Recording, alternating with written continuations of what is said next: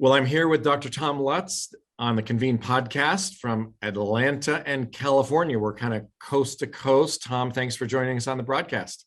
I'm very excited to be here, Greg. Tom has decades of entrepreneurial experience. He's built and sold businesses. He's a Convene Chair in Atlanta, where he coaches marketplace leaders. He's in the game, getting his hands dirty. He's in his spare time, got his D.Min or Doctorate of Ministry from Covenant Theological Seminary. He's been a PCA pastor in the inner city of Baltimore, where he knows what real life is all about. He was there for 7 years. And I love, Tom, the title of your doctoral dissertation, Discipling Christian C-Level Business Executives. Thanks for joining us today. We're so excited to talk about this.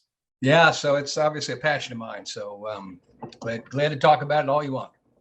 And you wrote a book in your spare time, Equipping Christians for Kingdom Purpose in Their Work. So let's start with this. One day you heard a voice. We all hear voices and we wonder sometimes, is that me? Is that God? Is that Satan? But you heard a voice and it went like this. Until every Sunday, from every pulpit, every sermon is illustrated from and applied to the marketplace, the work will not be done. And today the work is still not done. You and your co-author Heidi have made a giant leap forward in helping all of us to turn the Sunday stuff into Monday stuff, as we sometimes say. Heard that, yeah. But in this book, you take rock solid theology and you mix it with practical ideas. There's so many books out there that are a little dry because they're talking about faith at work and we all get lost in the exegesis of a particular passage, but you made it real by saying we're all image bearers, we're all disciple makers. What does that mean? Yeah, so I guess a theme of the book, a theme of the way I lead my Convene groups, the way I lead my men's discipleship groups, sermons I preach. It was interesting. So you mentioned I was a pastor. So I was a pastor for 7 years while we were starting what turned out to be a very large business. And so almost all of my early learning to teach the Bible, whether it was sermonic or whether it was Bible study or whether it was discipleship, it was all done at my place of work. So I naturally applied or illustrated from what was happening around my work world. So and those were the illustrations. So I began to I tell people I speak pastor and I speak business guy. And so I kind of can bridge those two worlds. Anyway, so what dawned on me after a while, especially when I got my master's of divinity, was ordained a pastor, and a basic theme of the book is those of us who are called to disciple, whether it's mentoring relationship, coaching relationship, Convene Chair relationship, men's Bible study, women's Bible study, whatever it might be, we were subliminally taught that we are discipling them to be church members, right? And so we talk all about the stuff that happens nights and weekends, and we don't really ever talk to them about what they're called to do. And so big theme in the book is let's learn to read the Bible in an image bearer rather than a church member context. So quickly, the concept, and it's in the book, so I could go on for hours about this, but it's basically this. When you were created, when the image bearers were created, they were put in the garden and given 3 instructions. Instruction number 1 was create abundance, fill it up, have children, of course, but also, produce food, produce all the things that you see in the world today. Number 2, we were told it has infinite potential, so cultivate that potential. And then number 3, it was dangerous and incomplete. And so we were called to subdue it, all for the flourishing of humans. So when I talk to people, I talk to them about what God wants done. God wants the world to flourish. He doesn't just want the gospel to be preached. That's great. You and I both love a quote that I've said to you, and we really do need to do this. I'm going to say it right on the air. We really need to do this. We need to get you into the Convene studio or somewhere and film you drawing this on the whiteboard. But let me do this quote, and you can speak to it on the other side. This is by somebody we both love, Lester DeCoster, in his book. Right. He's quoted by Pastor Tim Keller in Tim's book. But here's the quote: "We know that work spins the wheels of the world. Right. No work, nothing else. Culture and civilization don't just happen. They're made to happen and keep happening. Imagine that everybody quits working. What happens? Civilized life melts away. Food vanishes from the store shelf. Gas pumps dry up. Streets are no longer patrolled. Fires burn themselves out. Communication and transportation ends. Utilities go dead." This is my favorite line. "Those who survive at all are soon huddled around campfires, sleeping in tents and clothed in rags." Is that really, does that embody some of this? Well, if you think about it, that's exactly right. I do a lot of speaking. And so one of the questions, like I often do, I'm doing a Convene group next week in Boise, Idaho. And one of the first questions I ask people is, what would happen if nobody did what your company does? Very profound question. And, I've had answers. For example, I was at a Convene group one time, and one of the members had a trash collection company. And he got this look on his face and a big smile. And he said, we'd all be dead. Doesn't matter if, Billy Graham is preaching the gospel, if the health of the nation is not taken care of. I had another case where a manufacturer of what they call fasteners, so hinges and plates and screws and bolts and all that stuff. And he got laughing, thinking, well, that last phrase, read that last phrase again. We'd all be sitting around campfires living in tents because you couldn't build anything. And so I think so if the image bearers don't do what we call the cultural mandate, create abundance, extract potential, and then, subdue the world for the flourishing of God's people, what Lester DeCoster says is exactly what will happen. Why is it, do you think, that people don't understand this? Why do they feel so disconnected between Monday and Sunday? I was talking to an executive just in the last few weeks where we sort of talked about this, and they said, gosh, I've never heard that before. And so crazy is it? Why is it that, gosh, we get that we're supposed to be discipled, meaning learn the tenets of the gospel, learn how to be a good Christian. We go to church on Sunday, we hear sermons about how to be a better Christian. And then we come to Monday and we say, oh, all I do is make pizza. All I do is take x-rays of people's knee. All I do is make chairs. Why the disconnect? Why the disconnect? Well, again, I think it goes back to the voice hearing was basically from this, is that I was at a conference on theology of work, which I had spoken at and I had attended for 15, 20 years. And I looked around the room and I realized it's all the same characters. And we're all sort of patting ourselves on the back about how clever we were to understand this theology of work, this esoteric biblical concept. And that's what I heard the voice. And I think it was God speaking to me. And I think what he said was, until every Sunday from every pulpit, this message is preached, the work's not done.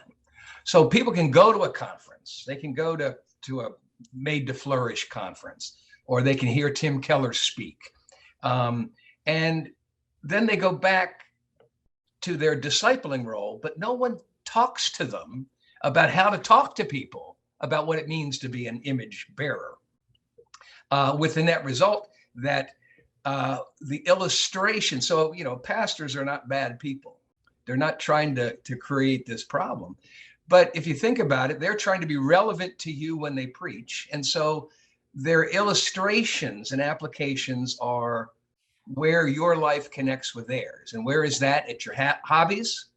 So there'll be illustrations about golf, there'll be illustrations about running, whatever it might be, motorcycle riding. There'll be illustrations about family, because the pastors have family. And there'll be illustrations about what happens at church.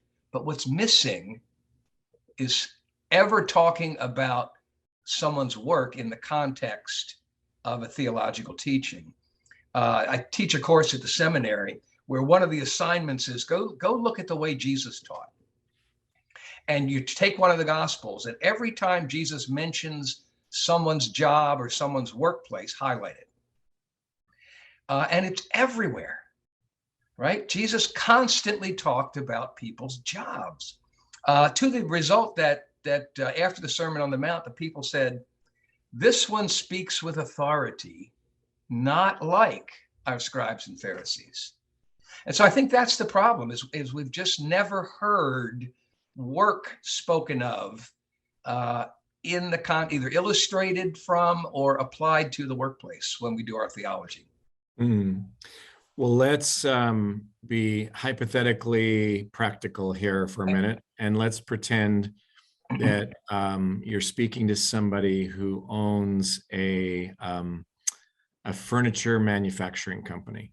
Okay. They say to you, they hire you and you fly to their city and they say, "Tom, I read your book, but hey, I appreciate everything you said in there, but I can't connect the fact that the furniture that I make has any impact on the kingdom, but I did feel really great when I got back from the trip I just did to Africa, where we dug a water well, and just the joy on those people's faces that they had Right. water. And now I come back and I just make furniture. We're $50 million of revenue, but I feel empty when I make furniture." Yeah, and that's not at all uncommon.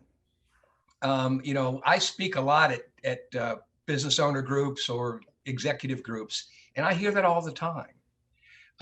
And part of it is, I think, it's right back to the same issue, is we've been taught that what's spiritual is what happens at church. So at one point, I've said this: when I say spiritual, you think non-physical. When I say redemption, you think preaching the gospel. And when I say heaven, you think disembodied. So it's, what's his name? And Randy Alcorn calls it Christo-Platonism. This separation, we call it sacred secular. So one of the questions that I've mentioned that one, what would happen if nobody did what you do? So imagine a world without furniture, for example, is how I would approach that, and help him understand how the world flourishes. I'm sitting in a chair. It's a good chair. It's well built, and it provides comfort for my back. But the other question I ask people is, have you considered the fact that nothing that you call ministry will be done in the new heaven and the new earth?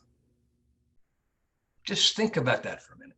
There will be no trips to Africa to dig wells, because sin will have been banished and the curse will have been banished.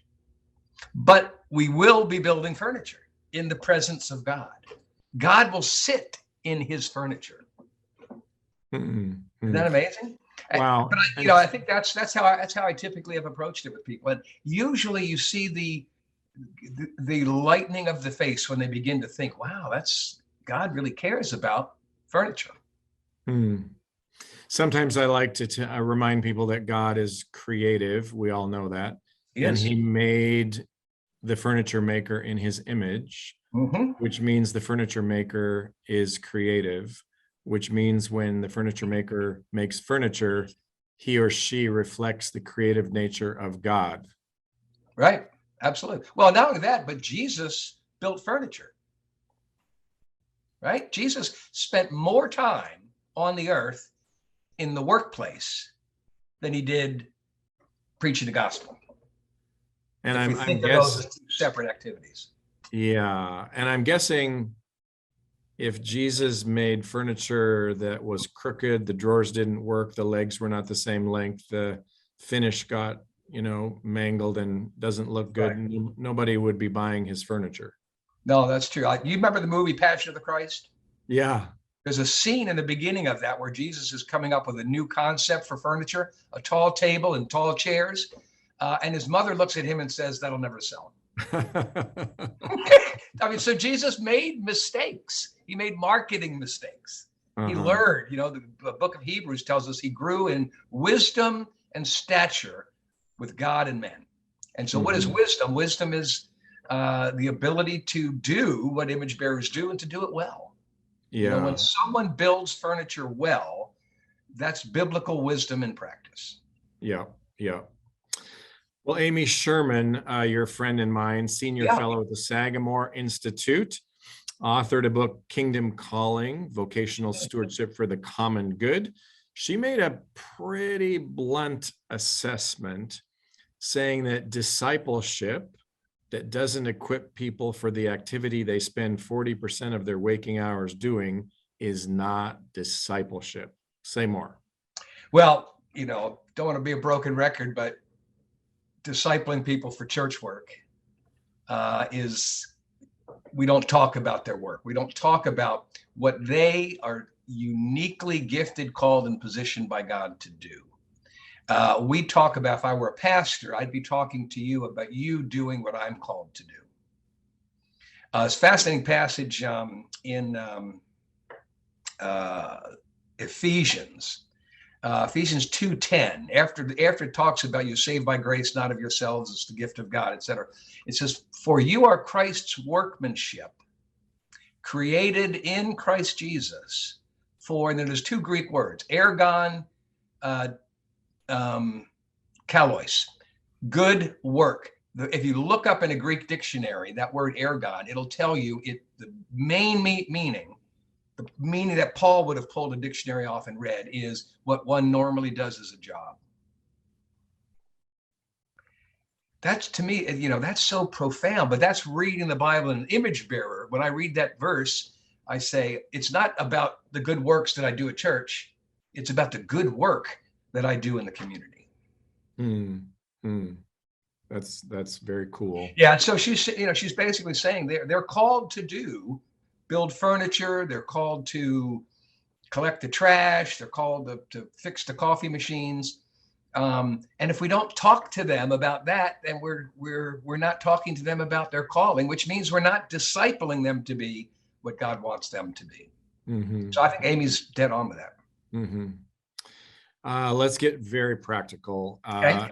You tell a story in your book of a Convene CEO who hired a guy with a Satan tattoo on his arm, and he thought long and hard about this, whether he should or shouldn't.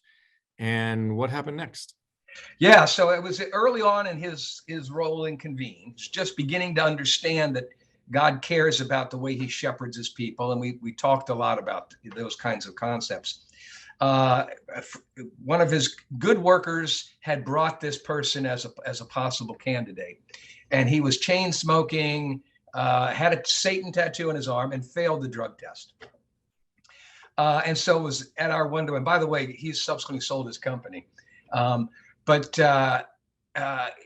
in a one-to-one session, a coaching session, he says to me, so Tom told me the story, failed the drug test, Satan tattoo, chain smoker. But I think God's telling me to hire him. And I'm thinking, time out. You got to be kidding me. He said, well, you've been telling me that we need to shepherd these people and we need to, nurture them in the workplace. And so, he's all right. Sure enough, we prayed through it. He brought it to his group for discussion, because I didn't want to give advice on that one at that point. So we talked to the group, and they said, yeah, if that's what God's calling you to do. But then they built some curbs around it, regular drug testing, certain 3 strikes policies, all that kind of stuff. So he put a structure to it. Anyway, fast forward about 2 or 3 years later, David came to the group, brought a letter, tears in his eyes. He said, so he told the story. This young man had become converted, become a Christian, straightened up his life, found a Christian woman that he married and was moving on to North Carolina for a much improved job and future. That's what we're called to do. Shepherd people in that sense. Now, we don't want to be irresponsible. At first, I thought maybe he was being irresponsible. He was very responsible, but he also was listening to the voice of God. Great story. I told that. I think that's in the book, right? Yep.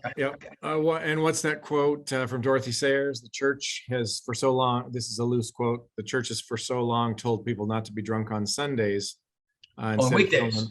On weekdays, instead of saying, make great tables. Make great tables. Make good tables. That's a great. If somebody Googles why work Dorothy Sayers, you can get that article, and it's worth the read. Well, I was thrilled that Convene became kind of a living laboratory of Christian CEOs who learn together. And you did some research based on some of those real members. What are some of the research and findings? Well, so the dissertation was what we call qualitative research on a group of men, some of whom were Convene members. And in my case, it was all men because it was a men's group, who came together and studied in a very well-developed traditional discipleship model, but took out the church-related content and we put in faith and work content. And a couple of things that we found was in the dissertation that we documented was all of these men, I think all of them were elders at their churches. So they were very mature. They weren't, young bucks. Massive increase in their sense of spirituality, their sense of spiritual maturity. One of them actually said to me, God has invaded all of my life, right? Whereas he used to think of spiritual things as what happened at church. Now he's recognizing the spiritual things. And, I could tell you a dozen stories. I've got a couple of community members who took over businesses from their dad. One had been a pastor. His dad took ill. He called me up, said, I've been running this company for years now. He couldn't get over the guilt that he'd left the ministry, right? And so being able to walk him through that, no, this is exactly what God made you for. Another man, $50 million HVAC company. When he came into Convene, very discouraged, just no sense of purpose or spiritual direction. Why am I here? I make a lot of money, but what good is it? And if you were to see this fellow today, he's like glowing, understanding that I was laughing at him. I said, when you get to heaven, we will still be changing filters and HVAC belts. Because if we want to be cool in heaven, it's going to be here. The systems have to be maintained. Mm-hmm. Yeah, aren't you glad that certain jobs, certain inventions have happened, right? I'm pretty glad that somebody invented X-rays because they could look inside my knee last week to figure out why it hurt.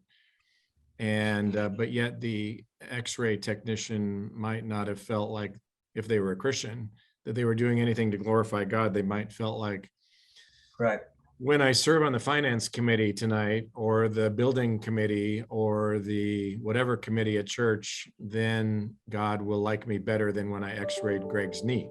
Right. Yeah, absolutely right. And that is a very common. I'll take you back to the quote you pointed out, that in the until every Sunday from every pulpit, every sermon is illustrated from and applied to the workplace, the work's not done.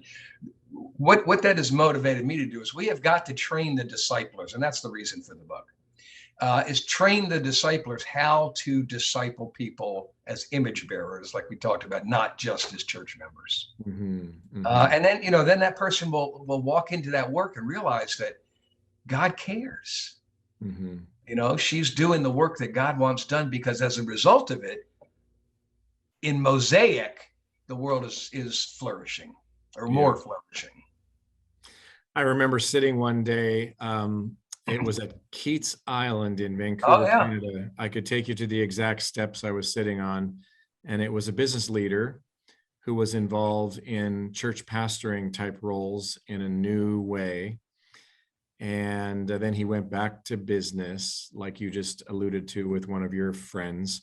Mm-hmm. And he was very emotional on the steps one Sunday morning, saying that we build houses and we work on Sunday because of whatever reason, but I'm so distraught because I'm not inviting these people to go to church on Sunday. We're building a house.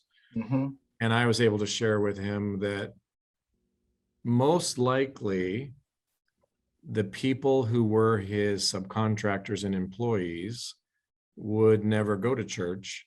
And he was the church on Sunday while they were hitting 2x4s with nails. Precisely. Right? Yeah, exactly right. Yeah. Yeah. And again, think about what Jesus' parable about the builder who builds on the sand or on the rock. Jesus, that's what he did for 18 years. He was a tecton, an architect, a builder is what he did. And thus all the relationships that he had with all the other people in the community. Yeah. A Talbot professor whose name I'm forgetting right now, Talbot Seminary at Biola University, said that tecton, we always mostly translate as carpenter, and it can best be translated as a general contractor type person. Yeah, that would be our modern version of that would be right. Yeah, would be so we're gonna have to retitle Josh McDowell's book and call it, instead of More Than a Carpenter, we're gonna call More Than a General Contractor. Exactly. Good point. Well, what would you say to somebody who is listening and they say, this is fascinating, I'm a learner, I'd love to grab a copy of your book. What should I do? Well, of course, it's available. It'll be available everywhere that you buy your books. Tyndale's a very large publisher. They've got distribution, so Christian bookstores will have it. You can certainly get it on Amazon. You can get it any bookstore you want to walk into will have a distribution arm from Tyndale. So wherever you buy books, you'll be able to pick it up. All right. And the title again, for those you're listening and are interested, Equipping Christians for Kingdom Purpose in Their Work, by Tom Lutz. And I didn't mention the name of your co-author, so why don't you tell us about her? Yeah, she is marvelous. Heidi Unruh. Heidi, I'm more of a verbal communicator. I don't like the discipline of putting all the words down. Heidi is a brilliant writer. And she has just been able, and as we've huge contributions from her own life experience in there. So yeah, it's Heidi Unruh. She's written her other recent book is called, she's going to get mad at me because I don't remember. It's about social connection, and it's also quite good. Sweet. Well, I think that the world needs to hear this story. I think, this movement of faith work that began, whatever you want to call it, back in the 80s or something, with the book, Your Work Matters to God, is the first time. That was a seminal book. Absolutely. First time I ever heard that my work mattered to God. And I used to, there you go. It's in my section of my library with the theology workbooks. Yeah. I used to fly out Sunday night to work for Service Master at a facility, and I would leave the church service while the elders were laying hands on the missionaries who were going to work in some foreign country. And I remember walking out the back door to catch the late night flight thinking, maybe someday I'll be in ministry too. How wrong is that? So if you're tired of thinking that your work doesn't matter to God, run, don't walk, to buy this book by Tom Lutz, Equipping Christians for Kingdom Purpose in Their Work. And Tom, I am super proud and super blessed that you're a Convene Chair, as well as the many things you do. It's been a great journey to get to know you. Yeah, and I'd just add to that, if it's a Christian business owner or an executive that wants to learn this well, go join a Convene group. There you go. And we'll put it in the lower thirds, the Convene website, convenenow.com. And we'd love to have you spend really the next many years in a Convene group learning as a group of peers about these things we're talking about and applying them to the workplace. So Tom, Lutz, thank you very much. It's my pleasure. Thanks for having me, Greg.